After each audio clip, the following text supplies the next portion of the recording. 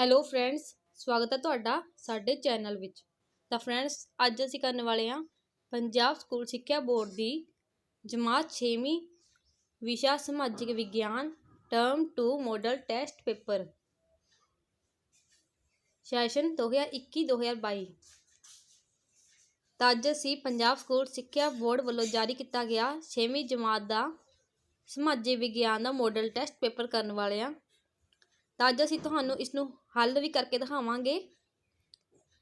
ਤਾਂ friends, video ਨੂੰ start ਕਰਨ ਤੋਂ ਪਹਿਲਾਂ ਜੇਕਰ ਤੁਸੀਂ ਚੈਨਲ 'ਤੇ ਨਵੇਂ ਹੋ ਤਾਂ ਚੈਨਲ ਨੂੰ ਸਬਸਕ੍ਰਾਈਬ ਕਰ ਲਿਓ ਅਤੇ ਬੈਲ ਦੇ ਆਈਕਨ ਨੂੰ ਦਬਾਉਣਾ ਨਾ ਭੁੱਲਿਓ। ਇਸ ਨਾਲ ਤੁਹਾਨੂੰ ਮੇਰੀ ਹਰ ਵੀਡੀਓ ਦੀ ਨੋਟੀਫਿਕੇਸ਼ਨ ਸਭ ਤੋਂ ਪਹਿਲਾਂ ਮਿਲੂਗੀ। ਤਾਂ ਚਲੋ ਅਸੀਂ ਆਪਣੀ ਵੀਡੀਓ ਨੂੰ ਸ਼ੁਰੂ ਕਰਦੇ ਹਾਂ। ਸਮਾਂ 2 ਘੰਟੇ, ਕੁੱਲ ਅੰਕ 40। ਸੈਕਸ਼ਨ A, ਹੇਠ ਲਿਖੇ ਪ੍ਰਸ਼ਨਾਂ ਦੇ ਉੱਤਰ ਇੱਕ ਸ਼ਬਦ ਜਾਂ ਇੱਕ ਵਾਕ ਵਿੱਚ ਦਿਓ। ਹਰ ਇੱਕ ਪ੍ਰਸ਼ਨ 1 ਅੰਕ ਦਾ ਹੈ। ਤਾਂ ਨੀਚੇ ਤੁਹਾਨੂੰ 3 ਪ੍ਰਸ਼ਨ ਦਿੱਤੇ ਗਏ ਹਨ। ਥਲ ਮੰਡਲ ਕਿਸ ਨੂੰ ਆਖਦੇ ਹਨ? ਦੂਸਰਾ ਪ੍ਰਸ਼ਨ ਹੈ, ਪਹਿਲਾ ਮਹਾਨ ਚੋਲ ਸ਼ਾਸਕ ਕੌਣ ਸੀ? ਤੀਸਰਾ ਪ੍ਰਸ਼ਨ, ਸ਼ਹਿਰੀ ਸਥਾਨਕ ਸਰਕਾਰ ਦੀ ਮੁੱਢਲੀ ਸੰਸਥਾ ਦਾ ਕੀ ਨਾਮ ਹੈ? ਤਾਂ ਇਹਨਾਂ ਦੇ ਉੱਤਰ ਤੁਹਾਨੂੰ ਨੀਚੇ ਦਿੱਤੇ ਜਾਣਗੇ। ਪਹਿਲਾਂ ਆਪਾਂ ਪ੍ਰਸ਼ਨ ਪੜ੍ਹ ਲੈਂਦੇ ਹਾਂ, ਫਿਰ ਤੁਹਾਨੂੰ ਉੱਤਰ ਵੀ ਦੱਸਾਂਗੇ। ਸੈਕਸ਼ਨ B, ਹੇਠ ਲਿਖੇ ਪ੍ਰਸ਼ਨਾਂ ਦੇ ਉੱਤਰ 25 ਤੋਂ 30 ਸ਼ਬਦਾਂ ਵਿੱਚ ਦਿਓ। ਹਰ ਇੱਕ ਪ੍ਰਸ਼ਨ 2 ਅੰਕਾਂ ਦਾ ਹੈ। ਨਕਸ਼ੇ ਅਤੇ ਗਲੋਬ ਵਿੱਚ ਅੰਤਰ ਦੱਸੋ। ਧਰਤੀ ਦੇ ਕਿੰਨੇ ਮਹਾਦੀਪ ਹਨ ਅਤੇ ਇਹਨਾਂ ਦੇ ਨਾਮ ਲਿਖੋ। ਸਭ ਤੋਂ ਵੱਡਾ ਮਹਾਦੀਪ ਕਿਹੜਾ ਹੈ? ਪਰਬਤੀ ਲੜੀ ਕਿਸ ਨੂੰ ਆਖਦੇ ਹਨ? ਕਨਿਸ਼ਕ ਤੇ ਇੱਕ ਨੋਟ ਲਿਖੋ। ਚੰਦਰਗੁਪਤ ਵਿਕਰਮਾਦਿੱਤਿਆ ਬਾਰੇ ਤੁਸੀਂ ਕੀ ਜਾਣਦੇ ਹੋ? ਗੁਪਤ ਕਾਲ ਦੇ ਆਰਥਿਕ ਜੀਵਨ ਬਾਰੇ ਤੁਸੀਂ ਕੀ ਜਾਣਦੇ ਹੋ? ਦੱਖਣੀ ਭਾਰਤ ਦੇ ਚਾਲੂਕਆਂ ਬਾਰੇ ਤੁਸੀਂ ਕੀ ਜਾਣਦੇ ਹੋ? ਪੱਲਵਾਂ ਦੀ ਕਲਾ ਅਤੇ ਭਵਨ ਨਿਰਮਾਣ ਕਲਾ ਬਾਰੇ ਤੁਸੀਂ ਕੀ ਜਾਣਦੇ ਹੋ? ਨਿੱਜੀ ਅਤੇ ਸਰਵਜਨਕ ਸੰਮਤੀ ਵਿੱਚ ਮੁੱਖ ਅੰਤਰ ਦੱਸੋ। 10ਵਾਂ ਪ੍ਰਸ਼ਨ ਹੈ, ਤੁਸੀਂ ਇਤਿਹਾਸਕ ਸਮਾਰਕਾਂ ਦੀ ਸੁਰੱਖਿਆ ਲਈ ਕੀ ਮਦਦ ਕਰ ਸਕਦੇ ਹੋ? ਤਾਂ ਇਹ ਤੁਹਾਡੇ ਪ੍ਰਸ਼ਨ 10 ਨੰਬਰ ਦੇ 10 ਪ੍ਰਸ਼ਨ ਨੇ ਤੇ 2-2 ਨੰਬਰਾਂ ਦੇ ਇਹ ਪ੍ਰਸ਼ਨ ਹੈ ਤੇ ਕੁੱਲ ਮਿਲਾ ਕੇ 20 ਅੰਕਾਂ ਦਾ ਬਣ ਜਾਂਦਾ ਹੈ। ਉਸ ਤੋਂ ਬਾਅਦ ਸੈਕਸ਼ਨ C, ਹੇਠ ਲਿਖੇ ਪ੍ਰਸ਼ਨਾਂ ਵਿੱਚੋਂ ਕੋਈ 3 ਪ੍ਰਸ਼ਨਾਂ ਦੇ ਉੱਤਰ 80 ਤੋਂ 100 ਸ਼ਬਦਾਂ ਵਿੱਚ ਦਿਓ। ਹਰ ਇੱਕ ਪ੍ਰਸ਼ਨ ਦੇ 3 ਅੰਕ ਹਨ। ਤਾਂ 3 ਅੰਕਾਂ ਵਾਲੇ ਪ੍ਰਸ਼ਨ ਨੇ। ਇਹਨਾਂ ਵਿੱਚੋਂ ਤੁਸੀਂ 5 ਦਿੱਤੇ ਜਾਣਗੇ, ਤੁਸੀਂ 3 ਕਰ ਲੈਣੇ ਨੇ। ਪ੍ਰਮਾਣਿਕ ਚਿੰਨ੍ਹਾਂ ਬਾਰੇ ਤੁਸੀਂ ਕੀ ਜਾਣਦੇ ਹੋ? ਦੱਸੋ।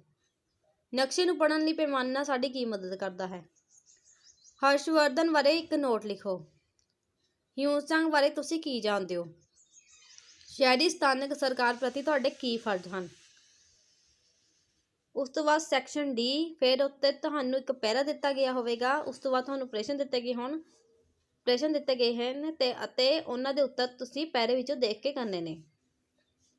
ਤਾਂ ਪਹਿਲਾ ਪ੍ਰਸ਼ਨ ਹੈ, ਆਪਾਂ ਇਸ ਵਿੱਚ ਹੀ ਕਰ ਲੈਂਦੇ ਹਾਂ। ਭਾਰਤੀ ਵਪਾਰੀ ਕਿਹੜੇ ਮਾਰਗ ਰਾਹੀਂ ਵਪਾਰ ਕਰਨ ਲੱਗ ਪਏ? ਭਾਰਤੀ ਵਪਾਰੀ ਸਿਲਕ ਮਾਰਗ ਰਾਹੀਂ ਵਪਾਰ ਕਰਨ ਦੇ ਯੋਗ ਹੋ ਗਏ। ਤਾਂ ਇੱਥੇ ਆ ਜਾਊਗਾ, ਭਾਰਤੀ ਵਪਾਰੀ ਸਿਲਕ ਮਾਰਗ ਰਾਹੀਂ ਵਪਾਰ ਕਰਨ ਲੱਗ ਪਏ। ਅਗਲਾ ਪ੍ਰਸ਼ਨ ਹੈ, ਸਿਕੰਦਰ ਦੇ ਹਮਲੇ ਤੋਂ ਬਾਅਦ ਬੁੱਧ ਧਰਮ ਕਿਹੜੇ-ਕਿਹੜੇ ਦੇਸ਼ਾਂ 'ਚ ਫੈਲਿਆ? ਬੁੱਧ ਧਰਮ ਪੱਛਮ ਏਸ਼ੀਆ, ਮਿਸਰ ਅਤੇ ਯੂਰਪ ਵਿੱਚ ਫੈਲ ਗਿਆ। ਮਿਸਰ ਦੇਸ਼ ਵਿੱਚ ਭਾਰਤ ਦੀਆਂ ਕਿਹੜੀ ਚੀਜ਼ਾਂ ਦੀ ਬਹੁਤ ਮੰਗ ਕੀਤੀ ਜਾਂਦੀ ਸੀ? ਭਾਰਤ ਤੋਂ ਕੀਮਤੀ ਹੀਰੇ, ਮਸਾਲੇ, ਗਊਆਂ ਅਤੇ ਸ਼ਿਕਾਰੀ ਕੁੱਤਿਆਂ ਦੀ ਮਿਸਰ ਵਿੱਚ ਬਹੁਤ ਮੰਗ ਕੀਤੀ ਜਾਂਦੀ ਸੀ। ਤਾਂ ਇਹਨਾਂ ਦੇ ਉੱਤਰ ਆਪਾਂ ਦੇਖ ਲਏ ਨੇ। ਸੈਕਸ਼ਨ E ਵਿੱਚ ਤੁਹਾਨੂੰ ਇੱਕ ਨਕਸ਼ਾ ਭਰਨ ਦਿੱਤਾ ਜਾਵੇਗਾ। ਭਾਰਤ ਦੇ ਨਕਸ਼ੇ ਵਿੱਚ ਕੋਈ 5 ਸਥਾਨ ਭਰੋ। ਤਾਂ ਇਹਨਾਂ ਵਿੱਚੋਂ ਤੁਸੀਂ 8 ਤੁਹਾਨੂੰ ਦਿੱਤੇ ਜਾਣਗੇ ਸਥਾਨ, ਉਹਨਾਂ ਵਿੱਚੋਂ ਤੁਸੀਂ 5 ਭਰ ਲੈਣੇ ਨੇ ਜੋ ਵੀ ਤੁਹਾਨੂੰ ਪਤਾ ਨੇ। ਹੁਣ ਆਪਾਂ ਨੇ ਪੂਰਾ ਪੇਪਰ ਦੇਖ ਲਿਆ ਹੈ। ਹੁਣ ਆਪਾਂ ਇਹਨਾਂ ਪ੍ਰਸ਼ਨਾਂ ਦੇ ਉੱਤਰ ਦੇਖਦੇ ਹਾਂ। ਤਾਂ ਪਹਿਲੇ ਪ੍ਰਸ਼ਨ ਦਾ ਉੱਤਰ ਹੈ, ਥਲ ਮੰਡਲ ਤੋਂ ਮਤਲਬ ਸਖਤ ਪੱਥਰ ਤੋਂ ਬਣੀ ਧਰਤੀ ਦੀ ਸਖਤ ਸਤਹ ਹੈ। ਦੂਸਰੇ ਪ੍ਰਸ਼ਨ ਦਾ ਉੱਤਰ ਹੈ, ਪ੍ਰਸਿੱਧ ਚੋਲ ਰਾਜਾ ਕਾਰਿਕਲ। ਤੀਸਰੇ ਪ੍ਰਸ਼ਨ ਦਾ ਉੱਤਰ ਹੈ, ਪੰਚਾਇਤ। ਚੌਥੇ ਪ੍ਰਸ਼ਨ ਦਾ ਉੱਤਰ ਹੈ, ਨਕਸ਼ਾ ਗਲੋਬ ਵਿੱਚ ਅੰਤਰ ਦੱਸਣ ਨੂੰ ਕਿਹਾ ਗਿਆ ਸੀ। ਨੰਬਰ 1, ਧਰਤੀ ਦੇ ਧਰਾਤਲ ਜਾਂ ਉਸਦੇ ਕਿਸੇ ਭਾਗ ਦਾ ਪੱਧਰੀ ਸਤਹ ਤੇ ਪ੍ਰਦਰਸ਼ਨ ਕਰਨਾ ਨਕਸ਼ਾ ਅਖਵਾਉਂਦਾ ਹੈ। Number 1, globe. ਧਰਤੀ ਦੇ ਛੋਟੇ ਪ੍ਰਤੀਰੂਪ ਨੂੰ ਗਲੋਬ ਕਹਿੰਦੇ ਹਨ। ਨੰਬਰ 2, ਨੰਬਰ 2, ਨਕਸ਼ੇ ਅਤੇ ਮਹਾਸਾਗਰਾਂ ਅਤੇ ਮਹਾਦੀਪਾਂ ਦੀ ਆਕ੍ਰਿਤੀ ਅਤੇ ਆਕਾਰ ਸਹੀ ਨਹੀਂ ਦਿਖਾਏ ਜਾ ਸਕਦੇ। ਗਲੋਬ ਦੇ ਮਹਾਸਾਗਰ ਦੀ ਮਹਾਦੀਪਾਂ ਦੀ ਆਕ੍ਰਿਤੀ ਅਤੇ ਆਕਾਰ ਬਿਲਕੁਲ ਸਹੀ ਦਿਖਾਏ ਜਾ ਸਕਦੇ ਹਨ। ਇਸ ਵਿੱਚ ਪ੍ਰਤੀਕਾਂ ਦੀ ਵਰਤੋਂ ਕੀਤੀ ਜਾਂਦੀ ਹੈ, ਇਸ ਵਿੱਚ ਪ੍ਰਤੀਕਾਂ ਦੀ ਵਰਤੋਂ ਨਹੀਂ ਕੀਤੀ ਜਾਂਦੀ। ਤਾਂ ਅਗਲੇ ਪ੍ਰਸ਼ਨ ਦਾ ਉੱਤਰ ਹੈ, ਸੰਸਾਰ ਵਿੱਚ 7 ਮਹਾਦੀਪ ਹਨ। ਏਸ਼ੀਆ, ਅਫਰੀਕਾ, ਉੱਤਰੀ ਅਫਰੀਕਾ, ਦੱਖਣੀ ਅਫਰੀਕਾ, ਅੰਟਾਰਕਟਿਕਾ, ਯੂਰਪ ਅਤੇ ਆਸਟ੍ਰੇਲੀਆ। ਅਗਲੇ ਪ੍ਰਸ਼ਨ ਦਾ ਉੱਤਰ ਹੈ, ਇੱਕ ਪਹਾੜੀ ਸ਼੍ਰੇਣੀ ਜਾਂ ਪਹਾੜੀ ਸ਼੍ਰੇਣੀ ਪਹਾੜਾਂ ਜਾਂ ਪਹਾੜੀਆਂ ਦੀ ਇੱਕ ਲੜੀ ਹੁੰਦੀ ਹੈ ਜੋ ਇੱਕ ਲਾਈਨ ਵਿੱਚ ਲੜੀ ਹੁੰਦੀ ਹੈ ਅਤੇ ਉੱਚੀ ਜ਼ਮੀਨ ਨਾਲ ਜੁੜੀ ਹੁੰਦੀ ਹੈ। ਇੱਕ ਪਹਾੜੀ ਪ੍ਰਣਾਲੀ ਜਾਂ ਪਹਾੜੀ ਪੱਟੀ ਪਹਾੜੀ ਸ਼੍ਰੇਣੀਆਂ ਦਾ ਇੱਕ ਸਮੂਹ ਹੈ ਜਿਸ ਦਾ ਰੂਪ ਬਣਤਰ ਅਤੇ ਅਨੁਕੂਲਤਾ ਵਿੱਚ ਸਮਾਨਤਾ ਹੈ ਜੋ ਇੱਕੋ ਕਾਰਨ ਤੋਂ ਪੈਦਾ ਹੋਏ ਹਨ, ਆਮ ਤੌਰ 'ਤੇ ਇੱਕ ਉਰੋਜਨੀ।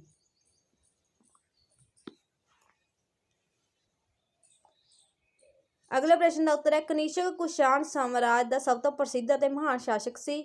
ਉਹ ਕਥਵੀਸ ਤੋਂ ਬਾਅਦ ਕੁਸ਼ਾਣ ਸਾਮਰਾਜ ਦਾ ਤੀਜਾ ਰਾਜਾ ਬਣਿਆ।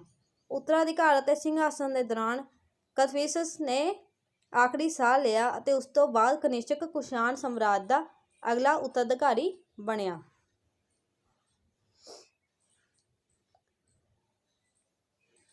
ਅਗਲੇ ਪ੍ਰਸ਼ਨ ਦਾ ਉੱਤਰ ਹੈ, ਚੰਦਰਗੁਪਤ ਜਿਸ ਨੂੰ ਵਿਕਰਮਾਦਿੱਤਿਆ ਵੀ ਕਿਹਾ ਜਾਂਦਾ ਹੈ, ਉੱਤਰੀ ਭਾਰਤ ਦਾ ਸ਼ਕਤੀਸ਼ਾਲੀ ਸਮਰਾਟ 380 ਤੋਂ 415 ਤੱਕ ਰਾਜ ਕੀਤਾ ਸੀ। ਉਹ ਸਮੁੰਦਰਗੁਪਤ ਦਾ ਪੁੱਤਰ ਅਤੇ ਚੰਦਰਗੁਪਤ ਪਹਿਲੇ ਦਾ ਪੋਤਾ ਸੀ। ਉਸ ਤੋਂ ਬਾਅਦ ਅਗਲੇ ਪ੍ਰਸ਼ਨ ਦਾ ਉੱਤਰ ਹੈ, ਗੁਪਤ ਕਾਲ ਆਰਥਿਕ ਜੀਵਨ। ਆਰਥਿਕ ਦ੍ਰਿਸ਼ਟੀਕੋਣ ਤੋਂ ਗੁਪਤ ਕਾਲ ਚਹੁੰਮੁਖੀ ਅਮੀਰੀ ਦਾ ਕਾਲ ਮੰਨਿਆ ਜਾਂਦਾ ਹੈ। ਹਾਲਾਂਕਿ ਅੰਤਿਮ ਪੜਾਅ ਵਿੱਚ ਅਰਧ ਅਵਸਥਾ ਵਿੱਚ ਸਿੱਟੇ ਦੇ ਸਾਕਸ਼ ਮਿਲਦੇ ਹਨ, ਫਿਰ ਵੀ ਆਰਥਿਕ ਪੜਾਅ, ਖੇਤੀ ਉਦਯੋਗ, ਵਪਾਰਿਕ ਮੁਦਰਾ, ਨਗਰੀਕਰਨ ਆਦਿ ਵਿੱਚ ਵਿਲੱਖਣ ਤਰੱਕੀ ਹੁੰਦੀ ਹੈ। ਅਗਲੇ ਪ੍ਰਸ਼ਨ ਦਾ ਉੱਤਰ ਹੈ, ਚਾਲੁਕਿਆ ਰਾਜਵੰਸ਼ ਇੱਕ ਕਲਾਸੀਕਲ ਸ਼ਾਹੀ ਰਾਜਵੰਸ਼ ਸੀ ਜਿਸ ਨੇ 6ਵੀਂ ਅਤੇ 12ਵੀਂ ਸਦੀ ਦੇ ਵਿਚਕਾਰ ਦੱਖਣੀ ਅਤੇ ਮੱਧ ਭਾਰਤ ਦੇ ਕਈ ਹਿੱਸਿਆਂ ਨੂੰ ਨਿਯੰਤਰਿਤ ਕੀਤਾ ਸੀ।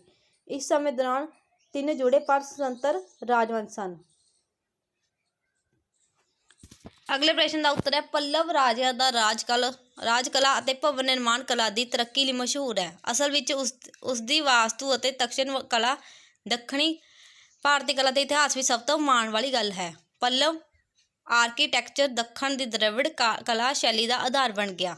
ਇਸ ਤੋਂ ਦੱਖਣ ਭਾਰਤੀ ਆਰਕੀਟੈਕਚਰ ਦੇ 3 ਵੱਡੇ ਹਿੱਸੇ ਪੈਦਾ ਹੋਏ।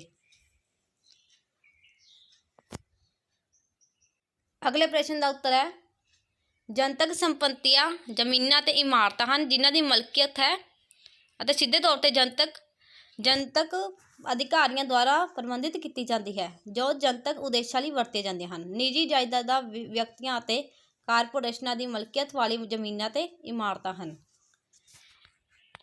ਅਗਲਾ ਪ੍ਰਸ਼ਨ ਹੈ, ਸਾਨੂੰ ਇਤਿਹਾਸਕ ਇਮਾਰਤਾਂ 'ਤੇ ਲਾਈਨਾਂ ਮਾਰ ਕੇ ਆਪਣਾ ਨਾਮ ਲਿਖ ਕੇ ਖਰਾਬ ਨਹੀਂ ਕਰਨੀਆਂ ਚਾਹੀਦੀਆਂ। ਸਾਨੂੰ ਇਹਨਾਂ ਦੇ ਆਸ-ਪਾਸ ਗੰਦਗੀ ਨਹੀਂ ਖਿਲਾਰਨੀ ਚਾਹੀਦੀ। ਸਾਨੂੰ ਇਹਨਾਂ ਸਥਾਨਾਂ 'ਤੇ ਹੁੰਦੀ ਚੋਰੀ ਨੂੰ ਰੋਕਣਾ ਚਾਹੀਦਾ ਹੈ। ਅਗਲੇ ਪ੍ਰਸ਼ਨ ਦਾ ਉੱਤਰ ਹੈ, ਨਕਸ਼ੇ ਵਿੱਚ ਸਾਰੇ ਲੱਛਣਾਂ ਨੂੰ ਉਹਨਾਂ ਦੀ ਸਹੀ ਆਕ੍ਰਿਤੀ ਜਾਂ ਆਕਾਰ ਦੇ ਅਨੁਸਾਰ ਵਿਖਾਉਣਾ ਕਠਿਨ ਹੈ। ਇਸ ਲਈ ਇਹਨਾਂ ਨੂੰ ਦਰਸਾਉਣ ਲਈ ਵੱਖ-ਵੱਖ ਚਿੰਨ੍ਹਾਂ ਦੀ ਵਰਤੋਂ ਕੀਤੀ ਜਾਂਦੀ ਹੈ।